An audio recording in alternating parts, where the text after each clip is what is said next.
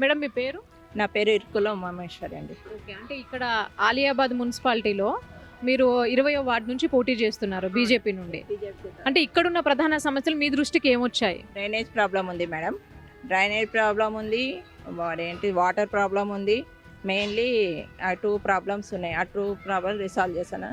మళ్ళీ పిల్లలకు వచ్చేసి జిమ్ ఏరియా లేదు, జిమ్ ఏరియా చేపిస్తామని గణేష్ మండపము, చిన్న కమ్యూనిటీ హాలు కట్టిస్తాం అనుకున్నాం. 20 వార్డుకి సంబంధించిన వాళ్ళకి ల్యాండ్ ఉంది, కొంచెము కమ్యూనిటీ హాల్ కల్పిస్తాను. హెల్త్ ఇష్యూస్కి ఏమైనా ప్రాబ్లం ఉంటే ప్రతి నిమిషం మేము అందుబాటులో ఉంటామని చెప్పినాము. గవర్నమెంట్ ఏమైనా పథకాలు ఉంటే వాళ్ళ దగ్గర వరకు తీసుకెళ్ళాలనుకుంటున్నాం మేము. మాది ఇక్కడనే 2 నిమిషాలు ఎవరు కాల్ చేసినా, రాత్రి 12 గంటలకు చేసినా అవైలబుల్గా ఉంటాను.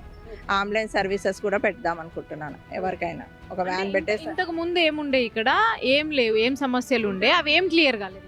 ఇంతకుముందు డ్రైనేజ్ సిస్టమ్ అన్నారంట మేడం, ఓట్లు వేయించుకునేటప్పుడు చెప్పిరట డ్రైనేజ్ సిస్టమ్ అని. డ్రైనేజ్ సిస్టమ్ మెయిన్ ప్రాబ్లం ఉంది, అది ఎవ్వరు రిసాల్వ్ చేయలేదు. అది పెద్ద ప్రాబ్లం అని దాని దగ్గరికి టచ్ చేయలేదంట. ఇంకోటి వాటర్ కూడా మేడం, వాటర్ ప్రాబ్లం కూడా ఉంది. వాటర్ ప్రాబ్లం కూడా ఎవరు చేయలేదంట మేడం. స్ట్రీట్ లైట్స్ అన్నారంట, స్ట్రీట్ లైట్స్ కూడా లేవు, కొన్ని ప్లేస్లో లేవు.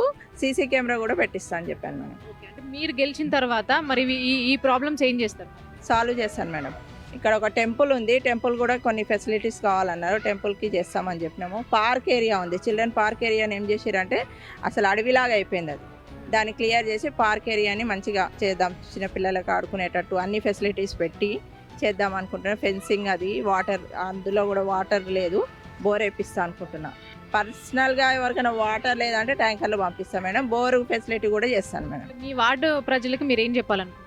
అందరూ నన్ను ఓటేసి గెలిపిస్తే ఎప్పుడు మీ అక్కలాగా చెల్లెలాగా మీతో ఉండి మీతో నడుస్తాను. ఎందుకంటే నేను కింది స్థాయి నుంచి వచ్చాను కాబట్టి ఏ ప్రాబ్లమ్స్ ఉంటాయో నాకు తెలుసు.